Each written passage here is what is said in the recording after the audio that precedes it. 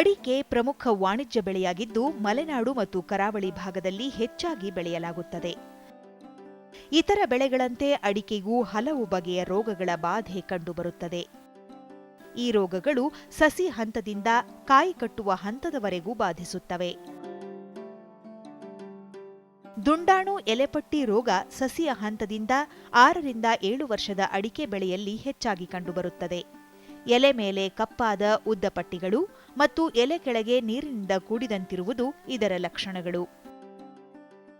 ಅಡಿಕೆ ಇಳುವರಿ ಮೇಲೆ ಇತ್ತೀಚಿನ ವರ್ಷಗಳಲ್ಲಿ ಕೆಲವಾರು ರೋಗಗಳು ತೀವ್ರ ಪರಿಣಾಮವನ್ನು ಉಂಟು ಮಾಡ್ತಾ ಇದ್ದಾವೆ. ಈಗ ನಾವು ಸ್ವಲ್ಪ ಮೈದಾನ ಪ್ರದೇಶ ಕಡೆ ಹೋಗಿ ಅಲ್ಲಿ ಬರುವ ರೋಗಗಳ ಬಗ್ಗೆ ನಾವು ಸ್ವಲ್ಪ ನೋಡಿದರೆ ಈ ದುಂಡಾಣುವಿನಿಂದ ಆದಂತಹ ಈ ದುಂಡಾಣು ಎಲೆಪಟ್ಟಿ ರೋಗ ಅತಿ ಮುಖ್ಯವಾದ್ದು. ಈ ರೋಗ ಹೆಚ್ಚು ಕಡಿಮೆ ಈ ಗಿಡಗಳು ಈಗೇನು ಸಸಿಯಿಂದ ಹಿಡಿದು ಅವು ಗಿಡಗಳ ಹೆಚ್ಚು 5 ರಿಂದ 6 ವರ್ಷದ ಬೆಳವಣಿಗೆಯವರೆಗೂ ಕೂಡ ಅತಿ ಹೆಚ್ಚಾಗಿ ನಮಗೆ ಕಂಡುಬರುತ್ತೆ. ಈ ರೋಗವನ್ನು ನಾವು ಮುಖ್ಯವಾಗಿ ಈ ರೋಗದವನ್ನು ನಾವು ಗೊತ್ತುಪಡಿಸ್ಕೊಳ್ಳೋದು ಹೇಗೆ ಅಥವಾ ಅದನ್ನು ನಾವು ರೋಗವನ್ನು ಯಾವ ರೀತಿ ನಾವು ಗೊತ್ತು ಮಾಡ್ಕೋಬೇಕು ಅಂತ ಅಂದರೆ, ಒಂದು ಈ ಸಣ್ಣ ಸಸಿ ಒಂದು ಇತ್ತು ಅಂತ ಅಂದರೆ ಆ ಸಣ್ಣ ಸಸಿ ಎಲೆಯ ಮೇಲ್ಗಡೆ ವಿಶೇಷವಾಗಿ ಎಲೆಯ ಮೇಲೆ ಒಂದು ಕಪ್ಪದಾದಂಥ ನೀರಿನಿಂದ ಆವೃತವಾದ ಸೋಕಿದಂಥ ಒಂದು ಪಟ್ಟಿಗಳು, ಕಪ್ಪದಾದಂಥ ಪಟ್ಟಿಗಳು, ಉದ್ದುದ್ದಿನ ಪಟ್ಟಿಗಳು ಕಂಡು ಬರ್ತವೆ. ಆ ಪಟ್ಟಿಗಳ ಕೆಳಭಾಗದಲ್ಲಿ ನೋಡಿದ್ರೂ ಕೂಡ ಒಂದು ನೀರಾಗಿರುತ್ತೆ, ಪೂರಾ ನೀರಾಗಿರುತ್ತೆ. ಕೆಲವೊಂದು ಸ್ವಲ್ಪ ಬಿಸಿಲು ಜಾಸ್ತಿ ಇತ್ತು ಅಂದರೆ ಅವು ಒಂಥರ ಚಕ್ಕೆ ಇದ್ದಂಗೆ ಬಿಳಿದಾದ ಚಕ್ಕೆಗಳು ಆ ಭಾಗದಿಂದ ಎದ್ದು ಬರುವಂಗೆ ನಮಗೆ ನೋಡೋದಕ್ಕೆ ಸಿಗುತ್ತೆ. ಈ ರೋಗ ಒಂದು ದುಂಡಾಣುವಿಂದ ಬರುವಂಥ ರೋಗ, ಅದನ್ನು ಝಾಂಥೋಮೋನಾಸ್ ಅರೆಕೆ ಅಂತ ಕರಿತೀವಿ. ಆ ದುಂಡಾಣುನ ಈ ರೋಗ ಸಾಮಾನ್ಯವಾಗಿ ಒಂದ್ಸತಿ ಬಂತು ಅಂದರೆ ಮೊದಲು ಎಲೆಯನ್ನು ಹಾಳು ಮಾಡಿಬಿಟ್ಟು ನಂತರ ಅದು ಸುಳಿ ಭಾಗಕ್ಕೆ ಹೋಗುತ್ತೆ. ಅಲ್ಲಿ ಆ ಒಂದು ರೋಗಾಣುವಿಗೆ ಒಂದು ಸ್ವಲ್ಪ ನೀರಿನಂಶ ಸಿಕ್ತು ಅಂತ ಅಂದರೆ ಸುಳಿಗೂ ಕೂಡ ಇದು ತೊಂದರೆ ಉಂಟು ಮಾಡಿ ಆ ಸುಳಿಯನ್ನು ಕೊಳಸಾಕ್ಬಿಡುತ್ತೆ, ಅಂದರೆ ಸುಳಿ ಕೊಳೆ ಬರುವ ಹಾಗೆ ಮಾಡುತ್ತೆ. ಬಾಧಿತ ಸಸಿಯನ್ನು ಕಿತ್ತು ಹಾಕುವುದು ಇಲ್ಲವೇ ಸೂಕ್ತ ಕೀಟನಾಶಕ ಸಿಂಪರಣೆಯಿಂದ ಹತೋಟಿ ಸಾಧ್ಯ. ಈ ರೋಗ ಬಂತು ಅಂತ ಅಂದರೆ ತೀರಾ ಸಸಿಗಳು ಸಣ್ಣ ಸಸಿಗಳಿದ್ದು ಈ ರೋಗ ತೀವ್ರವಾಗಿ ಬಂದಿದೆ ಅಂತ ಅಂದರೆ ಅಂಥ ಜಾಗದಲ್ಲಿ ನಾವು ಬೇರೆ ಆ ಸಸಿಯನ್ನು ತೆಗೆದು ಆ ಸಸಿಯನ್ನು ಸುಟ್ಟು ಹಾಕಿಬಿಟ್ಟು ಬೇರೆ ಸಸಿಯನ್ನು ನಾಟಿ ಮಾಡೋದು ತುಂಬ ಉತ್ತಮ. ಅಕಸ್ಮಾತ್ ಆಲ್ರೆಡಿ ಬೆಳೆಗಳು ಸ್ವಲ್ಪ ದೊಡ್ಡವಿದ್ದಾವೆ, ಒಂದು 2-3 ವರ್ಷದ ಬೆಳೆ ಇದೆ, ಆ ರೀತಿ ಮಾಡೋದಕ್ಕೆ ನಮಗೆ ಆಗೋದಿಲ್ಲ ಅನ್ನೋ ಸಂದರ್ಭದಲ್ಲಿ ನಾವೇನು ಮಾಡಬೇಕಾಗತ್ತೆ ಅಂತ ಅಂದರೆ ಈ ಒಂದು ನಮಗೆ ಒಂದು ಬ್ಯಾಕ್ಟೀರಿಸೈಡ್ ಅಂತ ಹೇಳ್ತೀವಿ, ಈ ದುಂಡಾಣು ನಾಶಕವಾಗಿ ಸ್ಟ್ರೆಪ್ಟೋಸೈಕ್ಲಿನ್ ಜೊತೆಗೆ ಕಾಪರ್ ಆಕ್ಸಿಕ್ಲೋರೈಡ್ ಒಂದು ಶಿಲೀಂಧ್ರ ನಾಶಕ ಜೊತೆಗೆ ದುಂಡಾಣು ನಾಶಕ ಅಂತಾನು ಕರಿತೀವಿ. ಇದನ್ನು ಈ ಸ್ಟ್ರೆಪ್ಟೋಸೈಕ್ಲಿನನ್ನು 0.5 ಗ್ರಾಮು ಪ್ರತಿ ಲೀಟರ್ ನೀರಿಗೆ ಜೊತೆಗೆ ಕಾಪರ್ ಆಕ್ಸಿಕ್ಲೋರೈಡನ್ನು 2 ಗ್ರಾಮು ಪ್ರತಿ ಲೀಟರ್ ನೀರಿಗೆ ಬೆರೆಸ್ಕೊಂಡು ನಾವು ಆ ಗಿಡಗಳ ಮೇಲೆ ಸಿಂಪರಣೆ ಮಾಡಬೇಕಾಗತ್ತೆ. ಈ ಸಿಂಪರಣೆ ಕೇವಲ ಒಂದು ಬಾರಿ ಸಿಂಪರಣೆ ಮಾಡಿದರೆ ಈ ರೋಗ ಹೋಗ್ಬಿಡತ್ತೆ ಅಂತ ಹೇಳೋಕ್ಕಾಗೋದಿಲ್ಲ. ಒಂದು 15 ದಿನದ ಅಂತರದಲ್ಲಿ 2 ಅಥವಾ 3ನೇ ಸಿಂಪರಣೆಯನ್ನು ಕೂಡ ನಾವು ತೆಗೆದುಕೊಳ್ಬೇಕಾಗತ್ತೆ. ಈ ರೀತಿ ಮಾಡೋದ್ರಿಂದ ನಾವು ಈ ರೋಗಾಣುವನ್ನು ಸಾಕಷ್ಟು ಅದರ ಪ್ರಭಾವವನ್ನು ನಮ್ಮ ತೋಟದಲ್ಲಿ ಕಡಿಮೆ ಮಾಡಿಬಿಡಬಹುದು. ಹಿಡಿಮುಂಡಿಗೆ ರೋಗ ಮೈದಾನ ಪ್ರದೇಶದ ಅಡಿಕೆಗೆ ಬಾಧಿಸುತ್ತಿರುವ ಮತ್ತೊಂದು ರೋಗವಾಗಿದೆ. ಗೆಣ್ಣುಗಳ ಅಂತರ ಕಡಿಮೆಯಾಗುವುದು, ಕಾಂಡದ ತುದಿ ಚೂಪಾಗುವುದು, ಎಲೆಗಳು ಸಣ್ಣಗಾಗುವುದು, ಕ್ರಮೇಣ ಎಲೆ ಕಳಚಿ ಬೀಳುವುದು ಇದರ ಲಕ್ಷಣಗಳು. ಈ ಮೈದಾನ ಪ್ರದೇಶದಲ್ಲಿ ನಾವು ಇನ್ನೊಂದು ಕಂಡುಬರೋ ಅಂಶ ಅಂತ ಅಂದರೆ ಹಿಡಿಮುಂಡಿಗೆ ರೋಗ. ಹಿಡಿಮುಂಡಿಗೆ ರೋಗವಂತೂ ಇತ್ತೀಚಿನ ದಿನಗಳಲ್ಲಿ ತೀವ್ರವಾಗಿ ತೊಂದರೆ ತರ್ತಾ ಇದೆ. ಎಲ್ಲ ಮೈದಾನ ಭಾಗದ ಹೆಚ್ಚಿನ ಪ್ರದೇಶಗಳು ಈ ಹಿಡಿಮುಂಡಿಗೆ ರೋಗದ ಒಂದು ತೆಕ್ಕೆ ಬಂದುಬಿಟ್ಟಿದೆ. ಇದಕ್ಕೆ ಮುಖ್ಯವಾದ ಕಾರಣ ಏನು ಅಂತ ಅಂದರೆ, ನಾವು ರೈತರು ಈಗ ಒಂದು ಒಳ್ಳೆ ಬೆಲೆ ಸಿಗ್ತಾ ಇದೆ ಅನ್ನೋ ಸಮಯದಲ್ಲಿ ಏನು ಮಾಡ್ತೀವಿ ಅಂತ ಅಂದರೆ ಆ ಬೆಳೆಯನ್ನು ಯಾವ ಜಾಗದಲ್ಲಿ ಹಾಕಬೇಕಾಗತ್ತೆ, ಯಾವುದಕ್ಕೆ ವಾತಾವರಣ ಎಂಥದ್ದು ಬೇಕು ಅನ್ನೋದು ಯಾವುದೂ ಕೂಡ ನಾವು ನೋಡದೆ ಅಡಿಕೆಯನ್ನು ನಾವು ಎಲ್ಲ ಕಡೆಯೂ ಹಾಕೋಕ್ಕೆ ಪ್ರಯತ್ನ ಪಡ್ತಾ ಇದ್ದಾರೆ. ಹೆಚ್ಚಿನ ರೈತರು ಈ ಹಿಂದೆ ಭತ್ತದ ಗದ್ದೆ ಇದ್ದಂಥ ಪ್ರದೇಶಗಳಲ್ಲೆಲ್ಲ ಅಡಿಕೆ ಸಸಿಗಳನ್ನು ನಾಟಿ ಮಾಡೋದಕ್ಕೆ ಪ್ರಾರಂಭ ಮಾಡಿದ್ದಾರೆ. ಈಗಾಗಲೇ ಅವು ಸಾಕಷ್ಟು ದೊಡ್ಡವು ಆಗಿದ್ದಾವೆ. ಆದರೆ ಈ ಭತ್ತದ ಗದ್ದೆಗಳಲ್ಲಿ ಹಾಕಿದಾಗ ಏನು ಬರುವಂಥ ತೊಂದರೆ ಏನು ಅಂತ ಅಂದರೆ, ಈ ಸಣ್ಣ ಗಿಡಗಳಿದ್ದಾಗ ಗಿಡಗಳು ಮ್ಯಾನೇಜ್ ಆಗಿ ಬೆಳವಣಿಗೆ ಹೊಂದ್ತಾ ಇರ್ತವೆ. ಈ ಗಿಡಗಳು ಒಂದು 8 ಅಥವಾ 9 ವರ್ಷ ದಾಟಿದ ನಂತರ ಏನಾಗುತ್ತೆ ಅಂತ ಅಂದರೆ ಆ ಒಂದು ಕೆಳಭಾಗದಲ್ಲಿ ಬೇರುಗಳಿಗೆ ಆ ಭತ್ತದ ಮಣ್ಣು ತುಂಬ ಸ್ವಲ್ಪ ಅಂಟು ಮಣ್ಣು ಆಗಿರೋದ್ರಿಂದ ಅಲ್ಲಿ ನೀರು ಯಥೇಚ್ಛವಾಗಿ ಒಂದ್ಸತಿ ಅದು ಹಿಡ್ಕೊಂಡ್ಬಿಡ್ತು ಅಂತ ಅಂದರೆ ಆ ನೀರನ್ನು ಬಿಟ್ಕೊಡೋದಿಲ್ಲ. ಎರಡನೇದೇನಾಗುತ್ತೆ ಅಂತ ಅಂದರೆ ಅಲ್ಲಿ ಎಲ್ಲೆಲ್ಲಿ ನೀರಿನ ಅಂಶ ಜಾಸ್ತಿ ಇರುತ್ತೆ ಅಂತಹ ಕಡೆ ಈ ಒಂದು ಬೇರುಗಳಿಗೆ ಉಸಿರಾಟಕ್ಕೆ ಸರಾಗವಾದ ಉಸಿರಾಟ ಸಾಧ್ಯವಾಗೋದೇ ಇಲ್ಲ. ಅಂತಹ ಸಮಯದಲ್ಲಿ ಬೇರುಗಳು ಕೊಳೆಯೋದಕ್ಕೆ ಸ್ಟಾರ್ಟ್ ಮಾಡ್ತವೆ. ಒಂದ್ಸತಿ ಆ ಬೇರು ಕೊಳೆಯೋಕ್ಕೆ ಸ್ಟಾರ್ಟ್ ಆಯಿತು ಅಂದರೆ ಬೇರುಗಳಿಂದ ರಸಗೊಬ್ಬರಗಳನ್ನು ಭೂಮಿಯಿಂದ ಹೀರ್ಕೊಳ್ಳೋದಕ್ಕಾಗದೆ ಗಿಡಗಳು ಬೇರೆ ಬೇರೆ ಆದಂಥ ಒಂದು ರೋಗ ಲಕ್ಷಣಗಳನ್ನು ತೋರಿಸ್ತವೆ. ಈ ಮುಖ್ಯವಾಗಿ ಈ ಹಿಡಿಮುಂಡಿಗೆಯಲ್ಲಿ ಕಂಡುಬರುವಂಥ ರೋಗ ಲಕ್ಷಣಗಳೇನು ಅಂತ ಅಂದರೆ, ಗಿಡ ಈಗ ಬೆಳೀತಾ ಇರುತ್ತೆ, ಆ ಗಿಡ ಬೆಳೀತಾ ಬೆಳೀತಾ ಏನಾಗುತ್ತೆ, ಆ ಗೆಣ್ಣು ಅಂತ ಹೇಳ್ತೀವಿ. ಆ ಸಾಮಾನ್ಯವಾಗಿ ಅಡಿಕೆಯಲ್ಲಿ ಏನು ಹೇಳ್ತೀವಿ ಅಂದರೆ, ಅರ್ಧ ಅಡಿಗೆ ಒಂದು ಗೆಣ್ಣು ಇದ್ದರೆ ಅದು ಒಂಥರ ಒಳ್ಳೆಯ ಗಿಡ ಅಥವಾ ಇದು ಆರೋಗ್ಯವಂತ ಗಿಡ ಅಂತ ನಾವು ಹೇಳ್ಕೊತೀವಿ. ಆದರೆ ಈ ಹಿಡಿಮುಂಡಿಗೆಯಲ್ಲಿ ಏನಾಗುತ್ತೆ ಅಂತ ಅಂದರೆ, ಬೇಗ ಬೇಗ ಆ ಎಲೆಗಳು ಉದುರೋದ್ರಿಂದ ಆ ಗೆಣ್ಣುಗಳ ಅಂತರ ಕಡಿಮೆ ಆಗ್ತಾ ಹೋಗುತ್ತೆ. ಕಡಿಮೆ ಆಗ್ತಾ ಹೋಗೋದ್ರ ಜೊತೆ ಏನಾಗುತ್ತೆ ಅಂದರೆ, ಆ ಕಾಂಡದ ತುದಿ ಇರುತ್ತಲ್ಲ, ಅದು ಸ್ವಲ್ಪ ಚೂಪಾಗ್ತಾ ಇರುತ್ತೆ.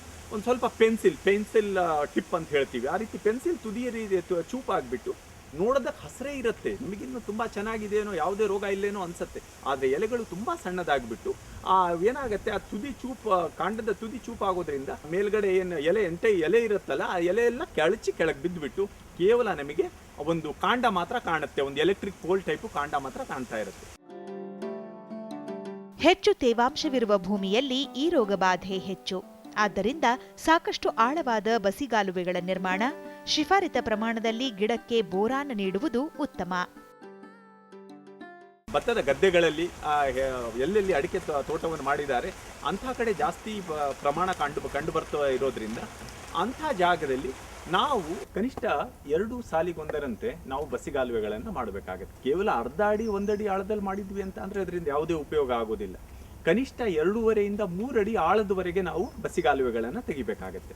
ಈ ಬಸಿಗಾಲುವೆಯನ್ನು ತೆಗೆದ ನಂತರ ಅಲ್ಲಿಂದ ಬಸಿಯುವಂಥ ನೀರು ಸರಾಗವಾಗಿ ಹರಿದು ಹೋಗುವಂಗೆ ಆಗಬೇಕು.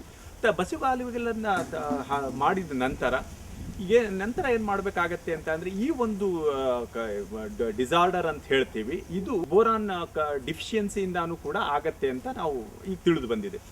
ಈ ಬೋರಾನ್ ಡಿಫಿಷಿಯನ್ಸಿ ಇರೋದ್ರಿಂದ ಅದರದ್ದು ಬೋರಾನ್ ಅದು ಗಿಡಗಳಿಗೆ ಸಿಗ್ತಾ ಇಲ್ಲ ಅನ್ನೋ ಒಂದು ಸಂದರ್ಭದಲ್ಲಿ ನಾವು ಬೋರಾನನ್ನು ಬೋರಾಕ್ಸ್ ಅನ್ನೋ ರೂಪದಲ್ಲಿ ಸಿಗತ್ತೆ. ಇದನ್ನು ಕನಿಷ್ಠ ಒಂದು ಗಿಡಕ್ಕೆ 15ರಿಂದ 20 ಗ್ರಾಮ್, ಅತಿ ಹೆಚ್ಚು ಅಂದರೆ 15ರಿಂದ 20 ಗ್ರಾಮ್ನಷ್ಟು ಪ್ರತಿ ಗಿಡಕ್ಕೆ ನಾವು ಗೊಬ್ಬರದ ಜೊತೆ ಮಿಕ್ಸ್ ಮಾಡಿ ಅದನ್ನು ಬೆರೆಸಿ ಗಿಡಗಳಿಗೆ ನಾವು ಗಿಡದ ಬುಡಕ್ಕೆ ಹಾಕಬೇಕಾಗತ್ತೆ. ಸೊ ಹೀಗೆ ಮಾಡೋದ್ರಿಂದ ಈ ಒಂದು ರೋಗಾಣುವ ಈ ಒಂದು ತೊಂದರೆಯನ್ನು ನಾವು ಆದಷ್ಟು ಕಡಿಮೆ ಮಾಡ್ಕೋಬಹುದು. ಅಣಬೆ ರೋಗ ಶಿಲೀಂಧ್ರದಿಂದ ಹರಡುವ ಅಡಿಕೆಗೆ ಬಾಧಿಸುವ ರೋಗವಾಗಿದೆ. ಗಿಡದ ಕೆಳಗಿನ ಎಲೆಗಳು ಹಳದಿಯಾಗಿ ಜೋತು ಬೀಳುವುದು, ಕ್ರಮೇಣ ಮೇಲಿನ ಎಲೆಗಳು ಹಳದಿಯಾಗಿ ಉದುರುವುದು ಪ್ರಮುಖ ಲಕ್ಷಣಗಳು. ಈ ಅಣಬೆ ರೋಗ ಮುಖ್ಯವಾಗಿ ಒಂದು ಶಿಲೀಂಧ್ರದಿಂದ ಬರುವಂತಹ ರೋಗ. ಇದನ್ನ ಗಾನೋಡರ್ಮಾ ಲೂಸಿಡಮ್ ಅಂತ ಕರಿತೀವಿ ಆ ಶಿಲೀಂಧ್ರವನ್ನು.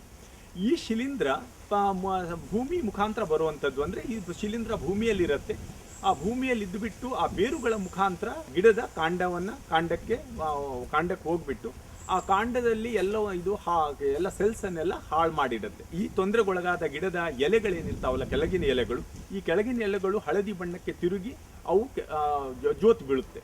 ನಂತರ ಮೇಲಿನ ಎಲೆಗಳು ಹೀಗೆ ಒಂದಕ್ಕೊಂದು ಆ ರೋಗ ಹೆಚ್ಚಿಗೆ ಆದಾಗ ಎಲ್ಲ ಎಲೆಗಳು ಹಳದಿಯಾಗಿ ಸಂಪೂರ್ಣ ಆ ಎಲೆ ಏನಿರುತ್ತಲ್ವ ಆ ಫ್ರಾಂಟ್ ಸಂಪೂರ್ಣವಾಗಿ ಉದುರು ಬಿದ್ದುಬಿಡುತ್ತೆ, ಮೇಲಿಂದ ಕೆಳಗೆ ಬಿದ್ದುಬಿಡುತ್ತೆ.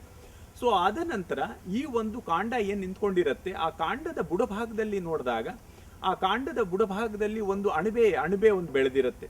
ಸೊ ಆ ಅಣಬೆ ಬಂದಿತ್ತು ಅಂದರೆ ಅರ್ಥ ಏನು ಅಂದರೆ, ಈಗ ಆಲ್ರೆಡಿ ಆ ಗಿಡ ಸತ್ತೋಗಿದೆ ಅಥವಾ ಈ ಗಿಡ ಸಾಯೋ ಸ್ಥಿತಿಯಲ್ಲಿದೆ ಅಂತ. ಸೊ ಹಾಗಾಗಿ ಅಂಥ ಗಿಡಗಳಿಗೆ ನಾವು ಏನು ಮಾಡಿದರೂ ಕೂಡ ಅದನ್ನು ನಾವು ಮ್ಯಾನೇಜ್ ಮಾಡೋಕ್ಕಾಗೋದಿಲ್ಲ. ಅಣಬೆ ರೋಗದ ಶಿಲೀಂಧ್ರ ಬೇರಿನಿಂದ ಮತ್ತೊಂದು ಗಿಡಕ್ಕೆ ಹರಡುತ್ತದೆ. ಹಾಗಾಗಿ ಬಾಧಿತ ಗಿಡದ ಸುತ್ತ ಕಾಲುವೆ ತೆಗೆಯುವುದು, ಸೂಕ್ತ ಔಷಧಿ ಸಿಂಪರಣೆ, ಜೈವಿಕ ಶಿಲೀಂಧ್ರನಾಶಕಗಳ ಬಳಕೆ ಉತ್ತಮ ಪರಿಹಾರ. ರೋಗಬಾಧಿತ ಗಿಡವನ್ನು ಕಿತ್ತು ನಾಶಪಡಿಸುವುದು ಉತ್ತಮ. ಹಾಳಾಗಿರೋ ಗಿಡ ಒಂದು ಅಫೆಕ್ಟೆಡ್ ಪ್ಲಾಂಟು, ಇನ್ನೊಂದು ಒಳ್ಳೆ ಗಿಡ ಹೆಲ್ತಿ ಪ್ಲಾಂಟ್ ಅಂತ ಏನು ಹೇಳ್ತೀವಿ, ಅವು ಎರಡರದ ಬೇರುಗಳು ಒಂದಕ್ಕೊಂದು ಭೂಮಿಯೊಳಗೆ ಒಂದಕ್ಕೊಂದು ಸಂಧಿಸಿದಾಗ ಈ ಒಂದು ತೊಂದರೆಗೊಳಗಾದ ಗಿಡದ ಬೇರಿನಿಂದ ಆ ಹೆಲ್ತಿ ಗಿಡದ ಬೇರಿಗೆ ಆ ರೋಗಾಣು ಹರಡ್ಬಿಟ್ಟು ಪಕ್ಕದ ಗಿಡಗಳಿಗೂ ಕೂಡ ಅದು ತೊಂದರೆ ಮಾಡುತ್ತೆ. ಸಾಮಾನ್ಯವಾಗಿ ಅಣಬೆ ಬರುವಂತಹ ಒಂದು ಗಿಡದಲ್ಲಿ ನಂತರ ಬರುವಂತಹ ನಾವು ಪಕ್ಕದಲ್ಲಿರುವ ಗಿಡಗಳ ಬಗ್ಗೆ ನಾವು ಅಧ್ಯಯನ ಮಾಡಿದ್ವಿ ಅಂತ ಅಂದರೆ, ಸಾಮಾನ್ಯವಾಗಿ ಆ ಒಂದು ಗಿಡದ ಸುತ್ತಮುತ್ತಲಿನ ಗಿಡಕ್ಕೆ ಇದು ತೊಂದರೆ ಮಾಡುತ್ತೆ, ನಂತರ ಅದರ ಮುಂದಿನ ಗಿಡಗಳಿಗೆ ಇದು ಹರಡುತ್ತೆ. ಸೊ ಈ ಒಂದು ರೋಗಾಣು ನಮ್ಮ ಹೊಲದಲ್ಲಿ ಅಥವಾ ನಮ್ಮ ಗಿಡದಲ್ಲಿ ಬಂದಿದೆ ಅಂತ ಗೊತ್ತಾಯಿತು ಅಂತ ಆದರೆ ನಾವು ಮುಖ್ಯವಾಗಿ ಒಂದೇನು ಮಾಡಬೇಕು ಅಂತ ಅಂದರೆ, ಆ ಗಿಡವನ್ನು ಇತರೆ ಗಿಡಗಳಿಂದ ಬೇರ್ಪಡಿಸಬೇಕಾಗತ್ತೆ. ಆ ಗಿಡದ ಸುತ್ತ ಒಂದು ಕನಿಷ್ಠ 1 ಅಡಿ ಅಗಲ ಮತ್ತು 2 ಅಡಿ ಆಳದವರೆಗೆ ನಾವು ಆ ಟ್ರೆಂಚನ್ನು ತೆಗಿಬೇಕಾಗುತ್ತೆ. ಗಿಡದ ಸುತ್ತಲ, ಕಾಂಡದ ಸುತ್ತ ನಾವು ತೆಗಿಬೇಕಾಗತ್ತೆ. ಸೊ ಇದನ್ನು ಮುಖ್ಯವಾಗಿ ನಾವು ಮಾಡ್ತಿರೋದು ಯಾಕೆ ಅಂತ ಅಂದರೆ, ಆ ಬೇರುಗಳು, ಈ ರೋಗಗ್ರಸ್ತ ಗಿಡದ ಬೇರು ಆ ಒಂದು ಒಳ್ಳೆ ಗಿಡದ ಬೇರಿಗೆ ಹೋಗಿ ಸಂಧಿಸಬಾರ್ದು, ಒಂದಕ್ಕೊಂದರ ಲಿಂಕ್ ತಪ್ಪಿಸ್ಬೇಕು ಅಂತ ಮಾತ್ರ ಆ ಟ್ರೆಂಚ್ ಕ್ರಿಯೇಟ್ ಮಾಡ್ತೀವಿ. ಆ ಒಂದು ಹಾಳಾಗಿರೋ ಗಿಡ ಏನಿದೆಯಲ್ಲ, ಆ ಗಿಡದ ಬುಡದಲ್ಲಿ ನಮಗೆ ಅಣಬೆ ಕಂಡಿರಬಹುದು ಅಥವಾ ಕಾಣದೇನೂ ಇರಬಹುದು. ಆ ಒಂದು ಅಣಬೆಯಿಂದ ಲಕ್ಷಾಂತರ ಬೀಜಗಳು ಉತ್ಪತ್ತಿ ಏನಾಗ್ತವೆ, ಅವೆಲ್ಲ ಬೇರೆ ಕಡೆ ಗಾಳಿ ಮುಖಾಂತರನೋ ಭೂಮಿಯ ನೀರಿನ ಮುಖಾಂತರನೋ ಹರಡ್ಬಿಟ್ಟು ನಮ್ಮ ಬೇರೆ ಗಿಡಗಳಿಗೂ ಕೂಡ ತುಂಬ ತೊಂದರೆ ತರುವಂಥ ಸಾಧ್ಯತೆ ಇರುತ್ತೆ. ಹಾಗಾಗಿ ಅವನ್ನ ಆದಷ್ಟು ಸುಟ್ಟಾಕ್ಬಿಡಬೇಕು. ಜೊತೆಗೆ ಏನು ಮಾಡಬೇಕು ಅಂದರೆ, ಆ ಭಾಗದಲ್ಲಿ ಆ ಒಂದು ಗಿಡ ಏನಿದೆಯಲ್ಲ, ತೊಂದರೆಗೊಳಪಟ್ಟ ಗಿಡ, ಆ ಗಿಡದ ಬುಡ ಭಾಗಕ್ಕೆ ಈ ಹೆಕ್ಸಾಕೊನಜೋಲ್ ಅಂತ ಒಂದು ಔಷಧಿ ಸಿಗುತ್ತೆ. ಆ ಔಷಧಿಯನ್ನು 1 ml ಪ್ರತಿ ಲೀಟರ್ ನೀರಿಗೆ ಹಾಕ್ಕೊಂಡು ಕನಿಷ್ಠ ಆ ಗಿಡದ ಬುಡ ಭಾಗಕ್ಕೆ 5 ರಿಂದ 10 ಲೀಟರ್ ನೀರನ್ನು ಸುರಿಬೇಕಾಗತ್ತೆ. ಯಾಕಂದರೆ ನಮ್ಮ ಮುಖ್ಯ ಉದ್ದೇಶ ಏನಿದೆ ಇದರಲ್ಲಿ ಅಂತ ಅಂದರೆ, ಅಲ್ಲಿರುವಂಥ ರೋಗಾಣುವನ್ನು ನಾಶಪಡಿಸೋದು, ಇದು ಮತ್ತೆ ಬೇರೆಡೆ ಹರಡದಿರಲಿ ಅಂತ ಹೇಳಿ. ಸೊ ಈಗ ರೋಗಗ್ರಸ್ತ ಗಿಡದ ಬುಡಕ್ಕೆ ನಾವು ಒಂದು ಔಷಧಿನ ಸಿಂಪಡಣೆ ಮಾಡಿ ಅದನ್ನು ಮ್ಯಾನೇಜ್ ಮಾಡೋಕ್ಕೆ ನೋಡ್ತಾ ಇದ್ದೀವಿ. ಆದರೆ ಅದು ಪಕ್ಕದ ಗಿಡಕ್ಕೂ ಹೋಗಿರಬಹುದು, ನಮಗದು ಗೊತ್ತಿಲ್ಲ. ಸೊ ಹೋಗಿರುವ ಸಾಧ್ಯತೆ ತುಂಬ ಇರುತ್ತೆ. ಅಂಥ ಸಮಯದಲ್ಲಿ ಏನು ಮಾಡಬೇಕು ಅಂತ ಅಂದರೆ, ಈ ಹೆಕ್ಸಾಕೊನಜೋಲ್ ಔಷಧಿಯನ್ನೇ 1 ml ಪ್ರತಿ ಲೀಟರ್ ನೀರಿನಂತ ಹಾಕ್ಕೊಂಡು ಆ ಗಿಡಗಳ ಬುಡಕ್ಕೂ ಕೂಡ ನಾವು 5 ರಿಂದ 10 ಲೀಟರ್ ನೀರು ಸುರಿಬೇಕಾಗುತ್ತೆ. ತದನಂತರ ಇನ್ನೊಂದೇನು ಮಾಡಬೇಕು ಅಂತ ಅಂದರೆ, ಗಿಡದ ಅದು ಅಕ್ಕಪಕ್ಕದ ಗಿಡಗಳಿರ್ತಾವೆ, ಆ ಗಿಡದಲ್ಲಿ ಸ್ವಲ್ಪ ಮಣ್ಣನ್ನು ಅಗೆದು ಅಲ್ಲಿ ಒಂದು ಒಳ್ಳೆಯದಾದಂಥ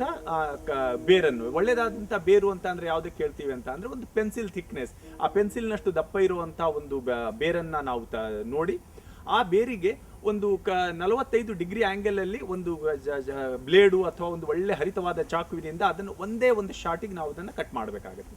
ಕಟ್ ಮಾಡಿದ ನಂತರ 3 ಮಿಲಿ ಹೆಕ್ಸಾಕೊನಜೋಲ್ ಔಷಧಿಯನ್ನು 100 ml ನೀರಿನ ಜೊತೆ ಮಿಕ್ಸ್ ಮಾಡಿಬಿಟ್ಟು ಬೆರೆಸ್ಬಿಟ್ಟು ಒಂದು ಪಾಲಿಥೀನ್ ಕವರ್ಸು, ಸಣ್ಣ ಪಾಲಿಥೀನ್ ಕವರ್ಸಲ್ಲಿ ತೊಗೊಂಡ್ಬಿಟ್ಟು ಆ ಪಾಲಿಥೀನ್ ಕವರಲ್ಲಿ ಇರುವಂಥ ಔಷಧಿ ಮತ್ತು ನೀರಿರುವಂಥ ಭಾಗದಲ್ಲಿ ಬೇರನ್ನು ನಾವು ಒಳಗೆ ಹಾಕಿ ಸಣ್ಣ ಕಟ್ಟಿಬಿಟ್ರೆ ಆಯಿತು. ಆ ಬೇರು ಆ ಒಂದು ಔಷಧಿಯನ್ನು ಹೀರ್ಕೊಂಡ್ಬಿಟ್ಟು ಏನು ಬರದೇ ಇರೋ ಗಿಡಕ್ಕೆ ಮುಂದೆ ರೋಗ ಬರೋ ಸಾಧ್ಯತೆ ಇದ್ರೂ ಕೂಡ ಅದನ್ನು ಕೂಡ ಬರದೇ ಇರುವಂಗೆ ಮಾಡುತ್ತೆ. ಮೂರನೇದಾಗಿ, ಬೇರೆ ಎಲ್ಲ ಗಿಡಗಳು, ಯಾಕಂದ್ರೆ ಒಂದ್ಸತಿ ಈ ಗಿಡ ಹೊಲದಲ್ಲಿ ಈ ರೋಗ ಬಂದಿದೆ ಅಂತ ಅಂದರೆ ಬೇರೆ ಗಿಡಗಳಿಗೆ ಬರುವಂಥ ಸಾಧ್ಯತೆ ತುಂಬ ಇರುತ್ತೆ. ಅಂಥ ಸಮಯದಲ್ಲಿ ಈ ಜೈವಿಕ ಕೀಟನಾಶಕಗಳು ಅಂತ ಹೇಳ್ತೀವಿ, ಅಂದರೆ ಈ ಬಯೋಕಂಟ್ರೋಲ್ ಏಜೆಂಟ್ಸ್ ಅಂತ ಹೇಳ್ತೀವಿ. ಆ ಬಯೋಕಂಟ್ರೋಲ್ ಏಜೆಂಟ್ಸಲ್ಲಿ ಮುಖ್ಯವಾದ್ದು ಅಂದರೆ ಟ್ರೈಕೋಡರ್ಮಾ ಹರ್ಜಿಯಾನಮ್.